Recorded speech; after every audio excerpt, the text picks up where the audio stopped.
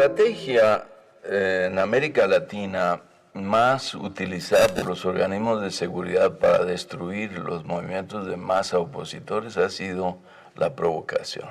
Meter agentes encubiertos a los movimientos, hacer que esos agentes encubiertos saquen del cauce legal y democrático a los movimientos, los deslegitimen y los desprestigien. Y una vez que ya han perdido su base social, entonces los aplastan militarmente.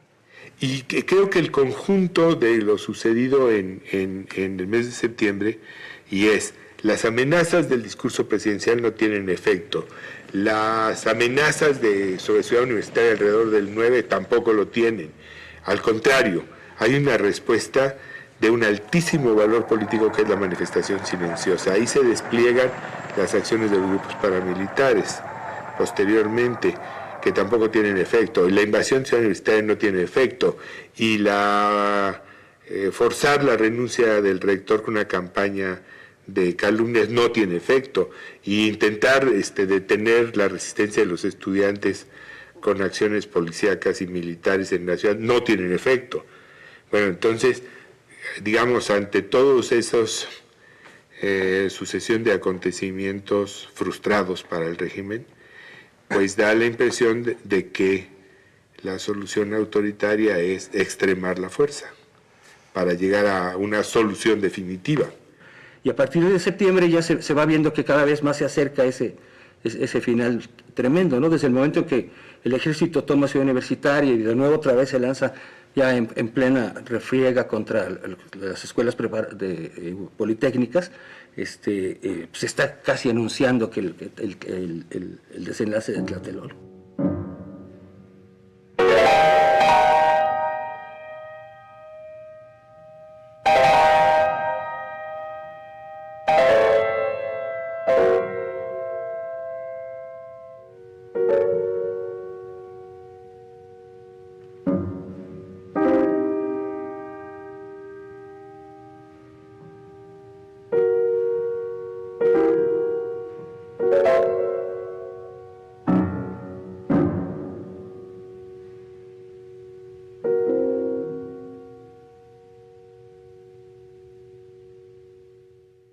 Una de las medidas de seguridad que habíamos tomado, que es otra ingenuidad, era que no estuviéramos presentes simultáneamente en los actos públicos todos los miembros del Consejo Nacional de Huelga, sino que estuviera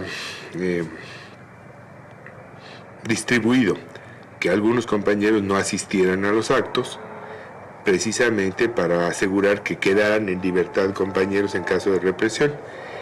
En mi caso, se suponía que yo no debía estar en Tlatelolco, y lo que hice fue llevar en el carro a un par de compañeros que sí debían de estar y quedarme en la plaza, no en el tercer piso del Chihuahua donde estaban los compañeros, de manera que a mí me tocó vivir estas cuestiones desde ese espacio. Yo estaba en el tercer piso del edificio Chihuahua, donde estaban los micrófonos y los aparatos de sonido. Cuando comenzaba el meeting, a mí me avisaron algunos compañeros: oye, hay gente muy rara, hay unos muy pelones, muy rapados, fortachones, aquí alrededor del edificio. Pero, pues, ¿qué hacíamos? Pues, bueno, yo me dijo: oye, hay tanques en las calles vecinas. Pues siempre había habido tanques. Había mucho nerviosismo en la tribuna. Los helicópteros no dejaban de sobrevolar la plaza. Había camiones militares y de policías y granaderos estacionados en los alrededores de Tlatelolco. Tanques por un lado, sobrevolaban los helicópteros, soldados por otro. Entonces a mí no se me hizo muy así impactante el hecho de que sobrevolaran los helicópteros, ¿no?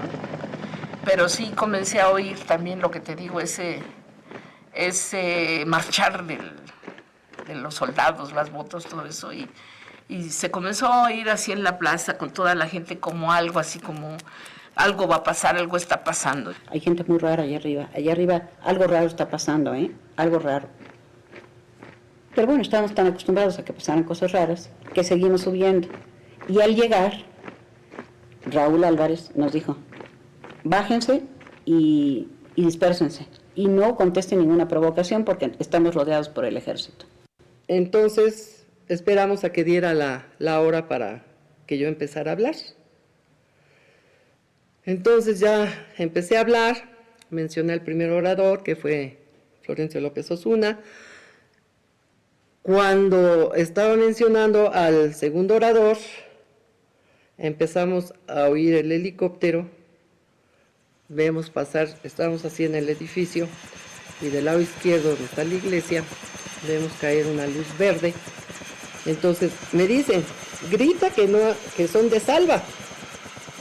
Entonces, no corran, son de Salva, no corran, son de Salva. Entonces me quitan el micrófono y entonces lo tomó Florencio López Osuna. Bueno, no sé quién era el orador, no recuerdo, creo que era el Flaco Osuna, arrebata el micrófono Sócrates cuando ya viene el ejército. Pero hasta entonces viene el ejército, cercando, corriendo contra el mitin desde el puente de Tlatelolco. Y entonces Sócrates, creo que sí oyen los primeros disparos, entonces no corran, compañeros, no corran, es una provocación, dice Sócrates, ¿no? Y Florencio López Osuna se queda sin habla y es cuando yo le quito el micrófono y le digo que lo mejor era que no corríamos porque se veía una provocación, ¿no? Los compañeros dicen, calma, no se preocupen, no va a pasar nada, todo está tranquilo, o sea, pues porque no esperábamos nada. Y yo estaba viendo al tercer piso, porque estoy exactamente enfrente, en la explanada. Y sí, lo único que vi que en ese momento fue que al que estaba hablando, lo agarró así, un guante, así. Yo lo vi clarito como lo echan para atrás. Y a otros. Fueron retirados del micrófono con violencia y apareció un personaje alto respecto a los demás, con un traje oscuro, que empezó a disparar sobre la plataforma y sobre los soldados que se acercaban. Esto en el extremo derecho del balcón del tercer piso. Y de inmediato la respuesta de cientos de armas en una balacera tremenda, ¿no? Y quien dirigía esa operación era el subdirector de la Dirección Federal de Seguridad. Era un hombre de apellido Llanes. Lo puedo decir ya sin miedo, o espero que no me pase nada. Un individuo de apellido Llanes, y fue el hombre el primero que dispara desde el tercer piso contra la multitud, ¿no? Todos los agentes y el cuerpo de Batallón Olimpia sometieron a todos los estudiantes que estaban en el piso. Entonces todos corrimos hacia el elevador. ¿Y qué nos encontramos? A los de guante blanco con metralleta. Ahora, hijos de tal por cual, para atrás. Para atrás y al suelo, si no aquí los tronamos. Yo fui quizá el último, no por valiente, sino por bobo, en ser detenido, porque estaba recargado en el barandal, pensando que por qué la gente corría para un lado, venía hacia el edificio, y luego se había dado el frenón, como una ola que pega con algo, y se había regresado. Yo no veía al ejército que avanzaba por abajo del edificio, ya ves que están montados como en zancos. La gente vio al ejército que también venía por acá, vio al que tenía a sus espaldas y echaron a correr hacia el edificio para irse. Y vieron que el cerco era total. Y yo estaba en esas meditaciones, porque se regresaron cuando me apergollaron por acá y yo ¡al suelo! En ese instante vi al de la esquina derecha, un alto fornido, sacar un pistolón y empezar a disparar sobre la gente al azar, así, pum, pum, no al aire, sino sobre la gente sin apuntar, tras. Entonces dije, pues nos van a matar. se apoyó en uno de los postes que tiene el tercer piso del edificio Chihuahua. Hay dos columnas. Se apoyó en una como cubriéndose y empezó a disparar sobre la gente, sobre los que estábamos abajo. Y ya para ese momento había entrado el ejército y estaba mezclado con nosotros. Entonces, los que estaban arriba estaban disparando sobre nosotros y sobre el ejército. Y cuando el ejército vio esos fogonazos, estuvo absolutamente convencido de que éramos nosotros. Por eso dieron la orden de contestar el fuego contra otros militares. Y el fuego empezó a dar contra el techo y luego fue bajando, y entonces ya nos pidieron, nos gritaron que nos echáramos al suelo, y ellos se asustaron. No traían ni siquiera un walkie-talkie para comunicarse con los mandos del ejército y decir, somos el batallón Olimpia. Entonces comenzaron a gritar a coro, tirados en el suelo, aterrados, parapetándose con el barandal, que para suerte de ellos y de nosotros es de concreto. Y entonces 1, 2, 3, batallón Olimpia, no disparen. Y entonces ellos empezaron a gritar Blanco Olimpia. Entonces todos empezamos a gritar Blanco Olimpia. Entonces nos dijeron que nos calláramos, si no ahí nos tronaban. Llego a las 6:05. Subo la escalinata, allí a la plancha de la plaza. Aparece un helicóptero, lanza una luz verde, sigue girando así alrededor del edificio Chihuahua. La tribuna está en el edificio Chihuahua. Yo me dispongo a subir al edificio porque soy el quinto orador. En fin, una situación así. Y aparece otra vez el helicóptero y lanza una luz roja. En el momento que aparece la luz de bengala roja, unas detonaciones ensordecedoras. De todos lados llovía metralla.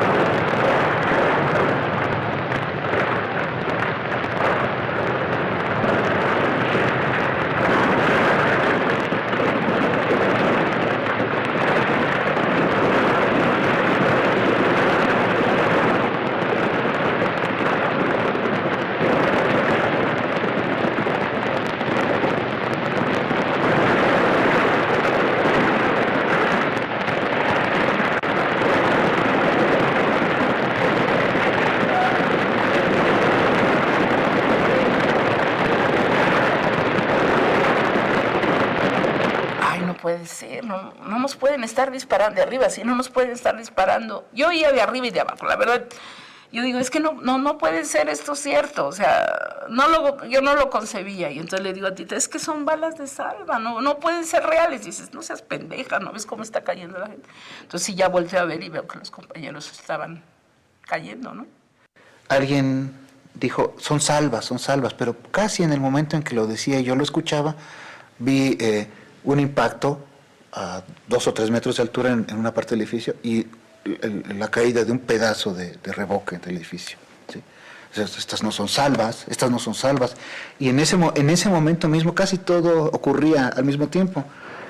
Vi la caída de 2 o 3 gentes, heridas o muertas. No lo sé realmente. Y bueno, nosotros lo que queríamos era correr y salir de ahí. Lo intentamos, no pudimos porque cuando íbamos ya a llegar a la orilla de la explanada, estaban ahí un grupo de militares disparando, también no sabían ni contra qué disparaban. Creo que todos estábamos igual de aterrorizados. Volvimos de nuevo a la explanada buscando el cobijo de más gente y fue cuando los militares de plano ya nos obligaron a tirarnos al suelo. Algunos los jalaban, a otros de un culatazo los tiraban porque pues, la posición menos riesgosa en medio de la balacera pues, era estar en el suelo. Y ya para ese momento los balazos llegaban de todos lados. Uno podía oír perfectamente que llegaban de arriba y de abajo y de todos los lados. Pronto cae cerca de mí un joven, pronto lo auxiliamos otro amigo mío y yo a este joven que no conocíamos. Pronto nos dimos cuenta que era un balazo, le entró en un glúteo, pero emanaba tanta sangre que era una bala de mucho calibre, probablemente expansiva, no lo sé en este momento. Emanaba demasiada sangre, le tapamos entre ese otro amigo y yo con la mano, queríamos tener un pañuelo, gritábamos que viniera el auxilio. Vienen precisamente las tanquetas disparando y todo, hacen boquetes sobre el edificio Chihuahua, hacen un reparto de metralla por todos lados.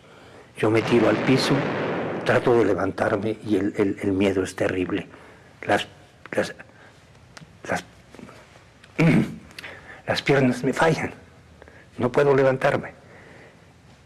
Aquí viene lo más tremendo de mi vida, terrible, y el compromiso más grande de mi vida. Se acerca un muchacho y me dice: maestro, levántese, vámonos, porque si lo ven lo matan. Vamos. Me toma del brazo, aquí a la derecha, nos vamos así. Yo no podía caminar, era tal el pánico, lo que ustedes quieran considerar. Caminaríamos, no sé, yo creo que unos 10 metros, no puedo calcular. En el momento en que voy aquí con él, una bala le atraviesa la cabeza. Esa bala era para mí, un chamaco de 18, 20 años, universitario, poli, de la normal, de alguna escuela particular, campesino, obrerito, quién sabe. Ahí cayó a mis pies. Recuerdo el fragor del fuego o de las armas que se dispararon en ese momento, en todas direcciones, y de un grito que todavía me tiene muy conmovido, que es hay que salvar a los muchachos del consejo, hay que salvar a los del consejo. Como esta idea de que había que salvar a los compañeros del consejo porque eran los que garantizarían la continuidad, ¿no? Una protección a la dirección. Y nos metimos en el edificio de al lado y empezamos a subir escaleras tratando de encontrar una azotea porque pensábamos que si los tiros venían de arriba, pues si estábamos arriba no nos tocarían. Pero en las escaleras de los edificios había gente que subía y gente que bajaba y gente que subía. Y de pronto se abre una puerta de un departamento y una señora nos dice: métanse. Y nos metimos a ese departamento, la señora cerró la puerta, había como 6 muchachos más ahí, y nos dijo: yo tengo hijos en la vocacional y no sé dónde están, y creo que cualquier madre haría exactamente lo mismo, quédense aquí hasta que todo pase. Y ahí los heroicos vecinos de Tlatelolco nos acogieron a mí y a un montón de compañeros que yo no conocía, eran compañeros del Poli, casi todos ellos, de Chapingo, había un par de compañeros de Chapingo, y había 2 o 3 heridos, no exactamente de balas, sino de caídas, de raspones muy graves en la cara y en los brazos que estaban sangrando, ¿sí? Yo tenía mucha angustia porque sabía que mi hermana también estaba en el meeting, y porque además oíamos gritos de dolor y porque además empezó a oírse como escaramuzas. De repente arreciaba el tiroteo y luego se calmaba. Y entonces pensábamos, bueno, ya se acabó todo, salgámonos. Empezábamos a tratar de incorporarnos, a salir, y empezaba otra escaramuza y otros tiroteos. Llovió Y como a las 11 de la noche hubo un periodo largo en el que ya nada más se oían órdenes militares. Hubo un momento, tal vez como a las 8, las 9, en que oímos sobre el piso, oímos las botas de los soldados subiendo. Y creo que para mí ese fue el momento de realmente dejarme llevar por el terror. Siempre tuve miedo. Saliendo a la calle, en los mítines, yo siempre tenía miedo. Pero en ese momento sí me entró un pánico terrible porque me daba mucho miedo el ejército. Ya había ocurrido el hecho de que después de varios tiroteos, un grupo de mujeres empezó a tocar la puerta de la iglesia, exigiendo que abrieran para protegernos a todos los que estábamos ahí. Y el sacerdote que estaba al frente ahí, como responsable de la iglesia, se negó.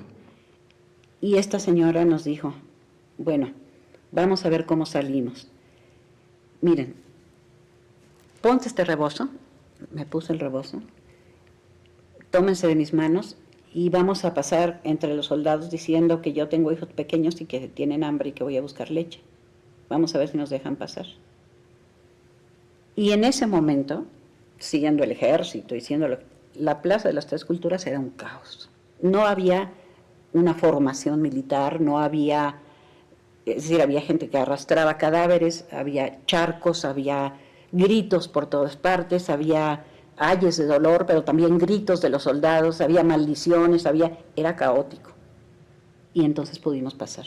Me fui caminando hacia el jardín de Tlatelolco, me fui por ahí, crucé a un pelotón de soldados, iba yo todo ensangrentado, todavía de aquí del muchacho que cayó aquí conmigo, cayó aquí y yo me fui caminando, los crucé, no me dispararon, no sé, que me vieron, pues va herido, se va a morir allá adelante, no sé, algo así, yo me fui caminando. Y nosotros hicimos también a intentar retirarnos, recorriendo el muro norte y la parte oriental del templo, y ahí nos detuvieron con disparos de ametralladora por encima de las cabezas, ¿no? Y bueno, cuando ya estás parado y empiezas a ver, entonces hay cuerpos en distintas partes, ¿no? Me tocó esa cosa sanguinaria. Yo estuve en el área de donde caen muchos en la plaza. Estuve en el área donde más número de personas cayeron heridos o muertos, y estuve en el área donde más tarde, me toca en esa área donde más tarde presenciamos cómo toman a los heridos y los lanzan a los camiones. Gritábamos, éramos temerarios, con mucho miedo, pero sí gritábamos que no hicieran eso. Nos colocaron contra paredes y nos hicieron quitarnos los cinturones. En mi caso y en los de la fila donde yo estaba, no nos quitaron la ropa, sino solo los cinturones y eventualmente los zapatos, no a todos los zapatos, pero los cinturones sí, y alguna chamarra o saco también nos la quitaban para dejarnos solo en camisa o playera.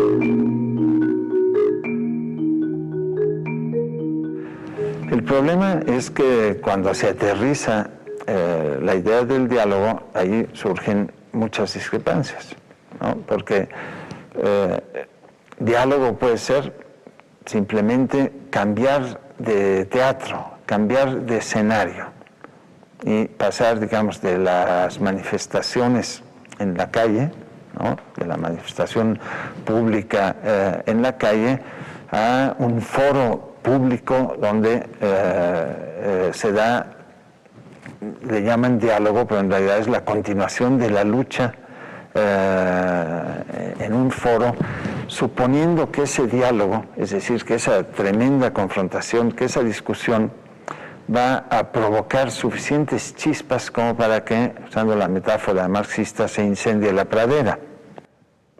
Para poder dialogar con una autoridad, número uno, tienes que llevar la idea de que en algo vas a ceder y que no es la parte mala y la parte buena, sino que vas a oír qué te propone y vas a ver en qué cedes y en qué no. Y eso no lo puedes hacer ante un auditorio repleto que te va a estar chiflando cada que digas, bueno, eso me parece razonable. ¡Tranza! ¡Traidor! No puede ser. Pero había también la idea de que el diálogo tiene que significar negociación, pactos, sesiones, ¿no? Es decir, que las diferentes partes aceptan, desde luego, la existencia de la otra, aceptan que no la quieren liquidar y aceptan negociar. Y esa es la parte que no funcionó. Esa es la dimensión que al no ser plenamente aceptada nos llevó a la catástrofe y a la confrontación. Lo que para mí fue un error del Comité de Lucha, fue tratar de presionar al gobierno en el momento que íbamos a iniciar pláticas. Y ellos querían hacer una manifestación de Tlatelolco al Politécnico, donde estaba ocupado por el ejército. Y eso era una provocación terrible. Y lo que me parece tremendo también, tremendo, fue la respuesta violenta, muy violenta, del gobierno con la fracción del ejército que haya intervenido. Esa es la parte dramática del 2 de octubre. ¿Quiénes eran los comisionados del gobierno? Nunca se les preguntó ni quién los mandaba, ni qué carácter legal tenían, ni a qué podían llegar, ni nada. Eran los correveiriles chismosos del gobierno que iban ahí a acercarse y nadie les preguntó nada, ¿verdad? Ni tenían eso. ¿A quiénes respondían? Eran empleados de cuarta, los dos. Fue un acto de histrionismo, de ridículo, patético. No había ninguna seriedad. Lo que querían era enviar... Forma es fondo, decía don Jesús Reyes Heroles. Entonces, ellos querían cubrir formalmente el expediente, y tiene razón don Jesús, querían cubrir el expediente de que estaban negociando antes de que se diera el acto de la represión. No, es decir, pensar en la negociación en el caso de La Vega es pensar que en ese momento era concebible que hubiera instancias medias. No, había la esperanza de que Díaz Ordaz se olvidara de que era el presidente a la manera antigua. Y no era una esperanza muy concreta, ¿eh? Entonces, Echeverría es el que convence a Díaz Ordaz de cambiar la táctica, de aparentar que buscan el diálogo, un diálogo que siempre están posponiendo y que finalmente prácticamente no se llegó a hacer, en lo que preparan una operación terrible para desarticular y desmantelar absolutamente el movimiento estudiantil, que fue la creación del Batallón Olimpia en agosto precisamente, que ya el grupo ya estaba formado por el Departamento del Distrito Federal. Entonces lo utilizan este grupo porril, lo preparan debidamente y lo tienen listo para poder infiltrarlo entre los estudiantes para llevar a cabo la masacre cuando más les convenga. Pues la única manera de calificar esto es como un acto adicional de preparación de la masacre, de traición. Digamos, me parece que se puede escribir una historia que se llame de Chinameca a Tlatelolco, ¿verdad? Y de Tlatelolco a Las Cañadas, porque es la misma técnica de estar ofreciendo una solución política, un acercamiento, y en el momento en el que los inconformes, los disidentes están en una situación de descuido, actuar con toda la fuerza, con violencia, con engaños, con traición, con como hicieron en Tlatelolco, bajo acechanza, ¿no? Con soldados disfrazados de civiles, etcétera. Es un acto de un abuso completo, extremo, brutal, ¿no? El 2 de octubre no fue más que una respuesta burda del Estado, que no supo responder políticamente a un problema político, con una falsa concepción de autoridad, ¿no? Y yo creo también, ahora a distancia, que había pleitos internos dentro del Estado, ¿no? Porque realmente se dispararon entre soldados de tropa y los componentes del batallón Olimpia, y agarraron a la gente en fuego cruzado, ¿no? Nosotros no traíamos ahí ni gises, pues. Alguien metió mano negra. Es decir, yo por eso sospecho tanto de Echeverría, más que de Díaz Ordaz. Si Díaz Ordaz planea esta operación, el secretario de la Defensa sabe que va a haber militares vestidos de civil que van a estar en donde habríamos estado nosotros, porque ya estaremos detenidos, y no les disparan. Tienen el parte, los mandos del ejército regular, diciendo, va a haber, cuidado, no vayamos a matar compañeros. No hubo eso, no lo supieron, estaban convencidos de que éramos nosotros.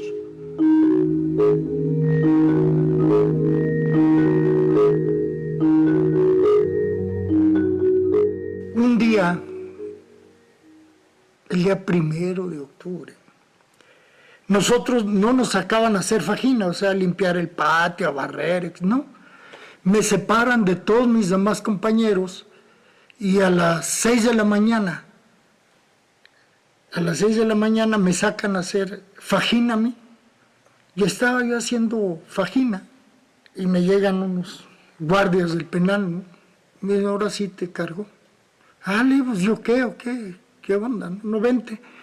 Y me llevaron a la celda donde me habían aislado la noche anterior y estaba escrito con carbón y con falta de ortografía: chingue a su madre y a Ordaz, su padre cabeza de vaca. Ganas no me faltaban de hacerlo, pero no lo había escrito yo. Entonces no tenía ni con qué escribirlo, pues. Y entonces querían que lo limpiara, ¿no? No lo voy a limpiar, yo no lo hice. Y me agarraron, yo tenía pelo, no crean que siempre estaba así, tuve pelo en un tiempo. Me agarraron y empezaron a restregar contra aquello, ¿no?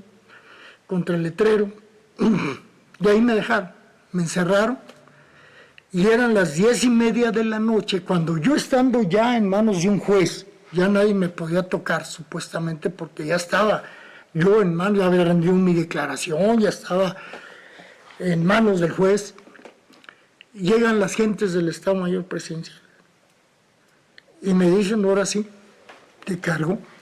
Y a las 10 de la noche me sacan y me llevan y me entregan a los militares en el campo militar número 1. Y ahí me encapuchan y me encueran y me encapuchan, ¿no? Y paso toda la noche bajo tortura en el campo militar. Pues ya sabes, la presión psicológica, el impacto normal, ¿no? Que te encapuchaban y que te sacaban y te decían, te vas a fusilar, y no sabes si era de mentira y si es verdad. Llega un momento que perdías inclusive toda esa visión, ¿no? Y de repente escuchabas por allá un tiro y llegaba un cabrón y te decía, no vas a decir nada, pero ya le dieron en la madre a cabeza de vaca, ¿no?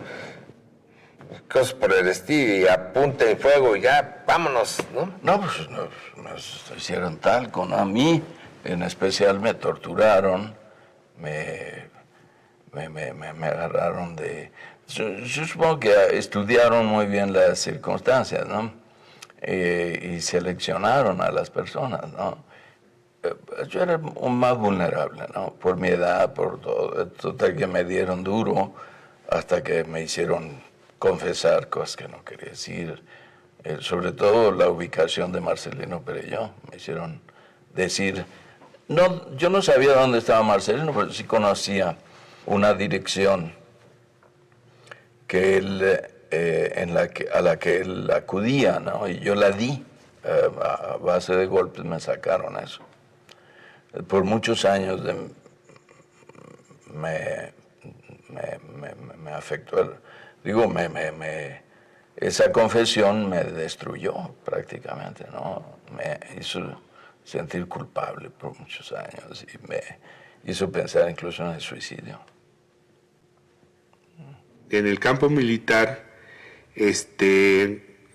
por ejemplo, en contraste, era una cosa muy reiterada, era intentar reconstruir quiénes estaban en el tercer piso, porque yo estaba seguro que a todos del tercer piso los habían matado, a todos. Entonces, ¿quién estaba en el tercer piso? Pues fulano y fulano y fulano y fulano y tal, y de nuevo, ¿y quién estaría? ¿Y dónde está Perengano? ¿Y qué pasó con ese tipo de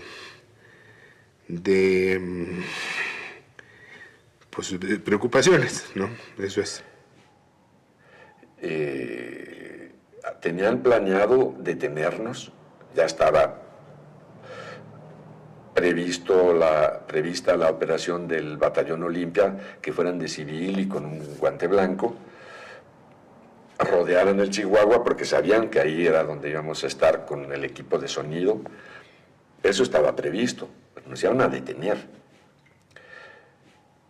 El ejército iba a rodear Tlatelolco para filtrar, detener a todo el mundo e ir filtrando. A ver, tú vete. Tú se me hace que eres uno de los revoltosos, tú te quedas, etc. Para eso iba a acercar el ejército. Estoy convencido de que no fue planeado como una masacre y que se dio por errores en la logística militar. A mí, en mi interrogatorio en el campo militar, cuando comencé a decir esto, eran dos militares, yo no sé de grados y de cosas, pero traían una franja, era verde y una franja roja muy ancha. Un uniforme muy bonito, muy elegante. Y me metieron a un cuarto oscuro, dije, pues ya, aquí la madriza va a hacer, a ver, cuenta qué pasó. Y comencé a decir exactamente esto, y lo primero que noté fue la mirada de uno al otro, sorprendido. Es que eran militares y bla, bla, y gritaban batallón. ¿Cómo gritaban? Batallón Olimpia, no disparen. ¿Pero por qué gritaban? Pues yo creo que porque no traían otra forma de comunicarse, un walkie-talkie. Miradas. Entonces empezaron a hacer algo muy raro, que tardé años en entender. Me siguieron preguntando sobre eso mientras los dos hacían esto. ¿Y por qué? ¿Quién sabe qué? A ver, con su mano. ¿Y por qué dices que se llamaba Olimpia? ¿Por qué dices que se llamaba Olimpia? Me estaban golpeando para el que oía afuera. No me pusieron un solo golpe, ni uno.